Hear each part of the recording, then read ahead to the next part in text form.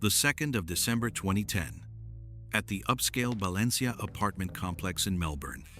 Inside, a luxurious unit on the 12th floor. It's her father on the other end. He invites her out for dinner. She happily agrees, then hangs up. At 12 p.m., she takes her dog out for a walk and returns shortly after. At 6 p.m., her boyfriend, Anthony Hampel, comes home. He calls out to her, but gets no response. He searches the apartment, but he still couldn't find his girlfriend anywhere. On the table, 2 glasses of wine sit half-finished. Sensing something is terribly wrong, Hampel calls the police and contacts building management. He asks them to check the security cameras. But the last time she appeared on camera was that afternoon, returning from walking her dog. By then, the police had arrived. After assessing the situation, they split into small teams to search the building. There's blood here. But it's too late. She's dead. Anthony Hampel was found by police and brought to the scene. He's allowed to step past the police tape. Is this the person who's been missing? Is this the person who's been missing? Hampel turns to the officers, confirming her identity. He tries to embrace her body but is stopped. They lead him outside. By now, a crowd has gathered in the apartment lobby. How did a young woman end up dead in a garbage room? The chute is narrow, just 36 by 21 centimeters, and sits over a meter above the floor. It's technically wide enough for a woman to squeeze into. The victim is Phoebe Handsjuk. A female officer with a similar build to Phoebe is selected for the reenactment, but the tight space traps her at the shoulders, then loses her balance. Unable to continue, she has to pull herself back out. On the second attempt, she tries to go deeper. Her shoulders make it through, but her hips get stuck. Sliding down is impossible. She calls it off. The experiment ends.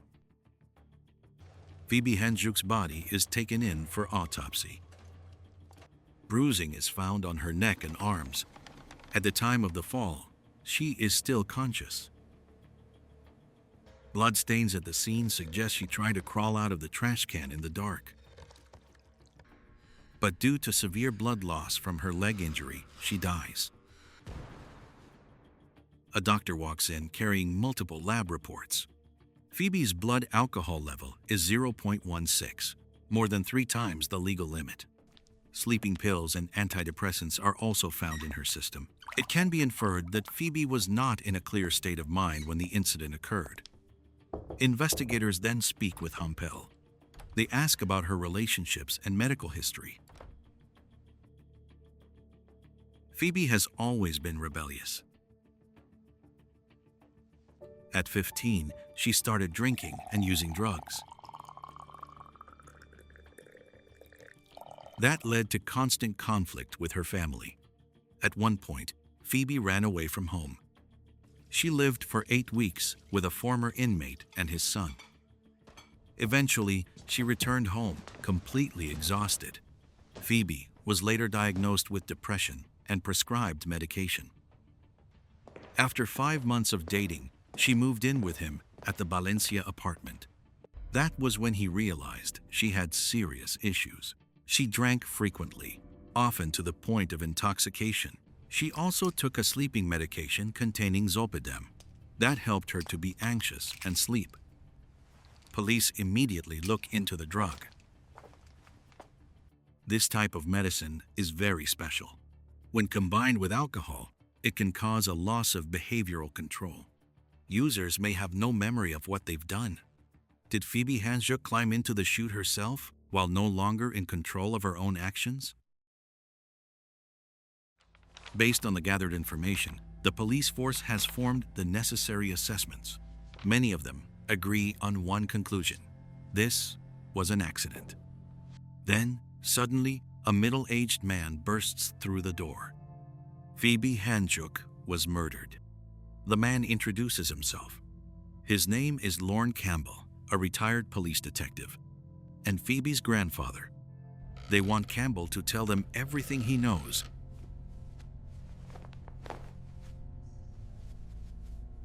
At 10 p.m., on the night her body was found, it was the local police. They told him his granddaughter, Phoebe Handsjuk, had died in a garbage chute. He then called his son, Phoebe's father. Soon after, they headed to the Valencia complex. With help from building management, Campbell was allowed to access the scene. It had already been taped off and cleaned. He immediately sensed something was wrong. After that, Campbell went to Phoebe's apartment. He carefully looked around. There were still glasses of wine on the table. He suddenly noticed Phoebe's hair straightener. It was plugged in and lying on the bathroom floor. It seemed she had been getting ready to go out. Then he noticed something: a few large shoe prints. Campbell asks to see the crime scene photos and the items Phoebe had with her. After studying them for a while, the retired detective notices several odd details. A pair of Prada sunglasses lies near Phoebe's head on the floor of the garbage room. In addition, a charger is found in her bag. There was no reason for her to be taking out the trash at that time, leading to the accident. At this point, Campbell demands that the police reopen the investigation. The lead investigator tries to calm him down. He explains again what the police have found. Phoebe was not fully aware at the time of the incident. The autopsy shows no severe internal injuries. Therefore, this is an accident. Campbell disagrees. He begins pointing out the injuries on Phoebe's body. There are unexplained wounds on her head.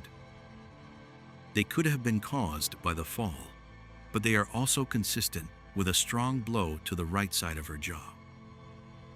The officer hesitates. It seems he's somewhat persuaded by Campbell's argument. So who do you think killed Phoebe Handsjuk? Campbell doesn't have a clear answer, but there is one name on his mind: Anthony Hampel.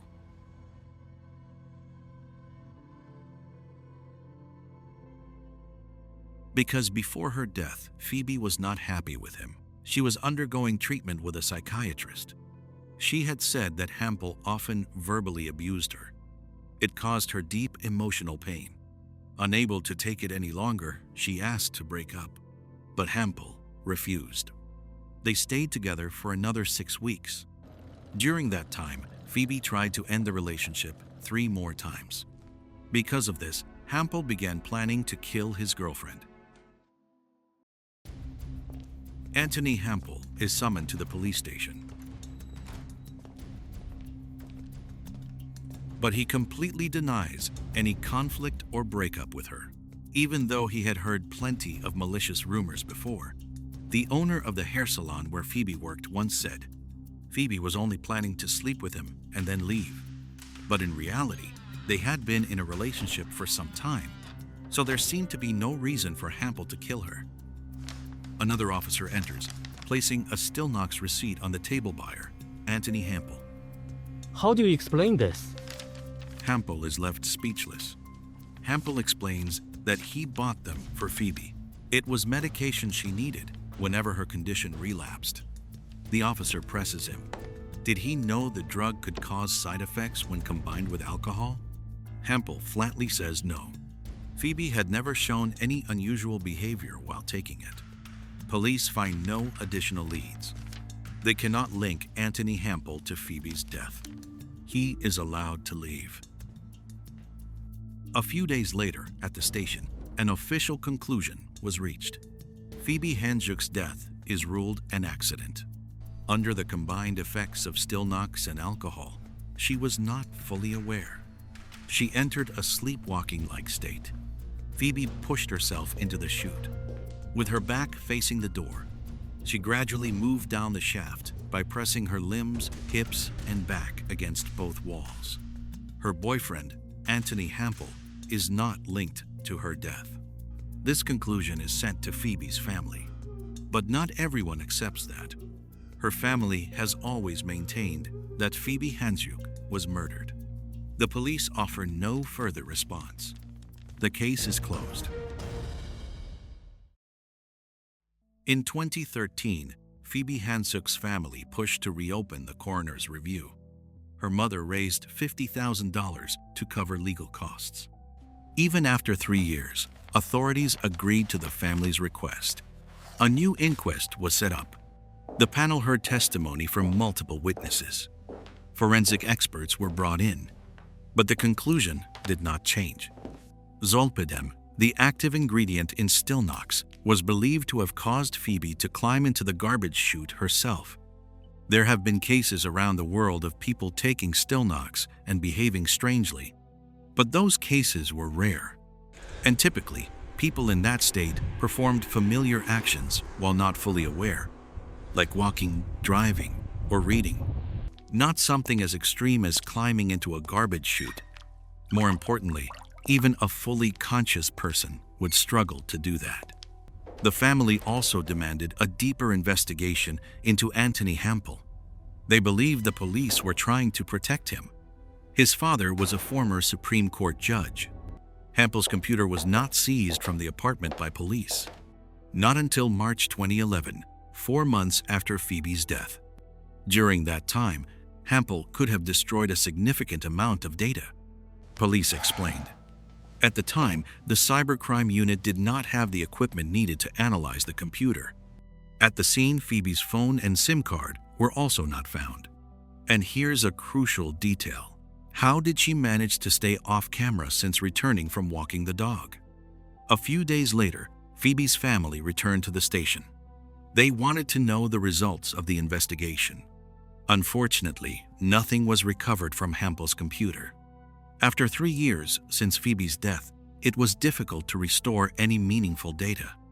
Police had also spoken with Anthony Hampel. They asked about Phoebe's phone and SIM card. They had been returned to him 8 days after her death. Investigators wanted them back for further examination. But Hampel refused. This made Phoebe's family furious. They believed Hampel was trying to hide something. They urged police to take a firmer stance in recovering the evidence. Under mounting pressure, Hampel sought legal representation. His defense team insisted there had been no physical altercation before the incident. There were no signs of force on Phoebe's body. The arguments between both sides grew increasingly intense. The disagreement continued even after the hearing. In the end, authorities did not change their original ruling. The controversy was forced to an uneasy close. Phoebe's family left in grief. The deeper they looked, the more flaws in the police investigation came to light.